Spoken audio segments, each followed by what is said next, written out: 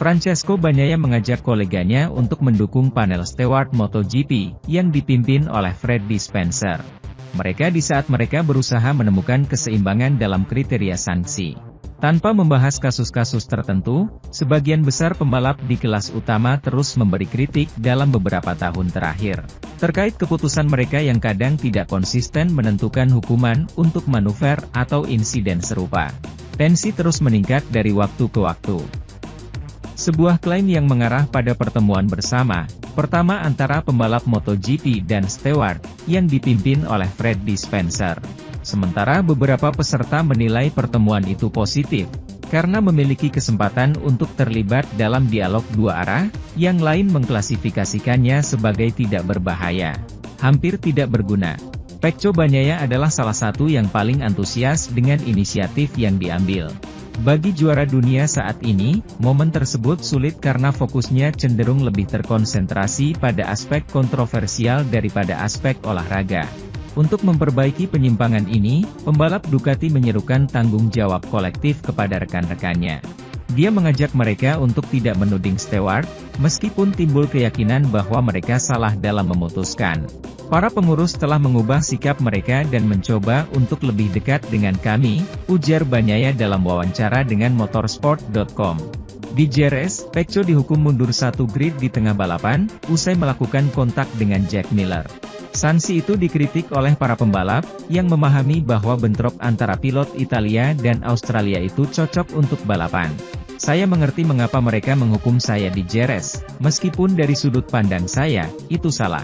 Para steward mencoba mencari keseimbangan, dan itulah mengapa saya menerimanya, tuturnya. Sementara itu, kesuksesan Marc Marquez mungkin tidak akan bisa dipahami jika tidak memiliki sosok Santi Hernandez di sisinya.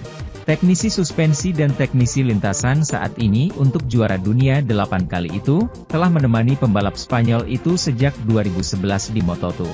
Marquez selalu ingin memiliki Santi di sisinya dan, sekarang, bersama-sama mereka mencoba menemukan kunci untuk mengembangkan Honda yang sudah beberapa langkah di belakang merek lainnya. Masalahnya sudah ada sejak lama, tetapi mungkin baru-baru ini, ketika mereka menjadi lebih masuk akal dan kritis. Di Le Mans kami melihat Marquez mengeluarkan segalanya dari motornya, tapi itu masih belum cukup untuk menjadi yang teratas. Honda harus meningkatkan akselerasi dan top speed, tegas Santi.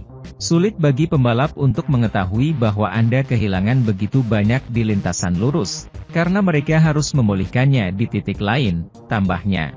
Dalam hal ini, track engineer Marquez mengakui kerja keras yang terpaksa dilakukan oleh pembalapnya di setiap Grand Prix. Ada pilot yang tidak mau mengambil risiko ini. Marc masih sama dan mengambil barang dari motor yang sebenarnya tidak ada. Wajar kalau sudah jatuh berkali-kali tidak mau terlalu memaksakan, tandas pelatih asal Spanyol itu. Untuk Honda kami berikan cukup. Senada dengan itu, Nico Abad bertanya kepada Santi berapa rating yang dia berikan untuk Honda saat ini. Insinyur Trek Marc Marquez jelas, saat ini kami memberi Honda cukup, kami tidak di sini untuk menang, dia meyakinkan. Meski tidak semua bayang-bayang di rumah sayap emas, dan Hernandez lebih memilih untuk tetap positif untuk masa depan. Saya ingin percaya bahwa situasi ini akan berubah. Kami sedang mengusahakannya dan Honda dari Jepang juga sedang melakukan upaya untuk membalikkan ini, komentarnya.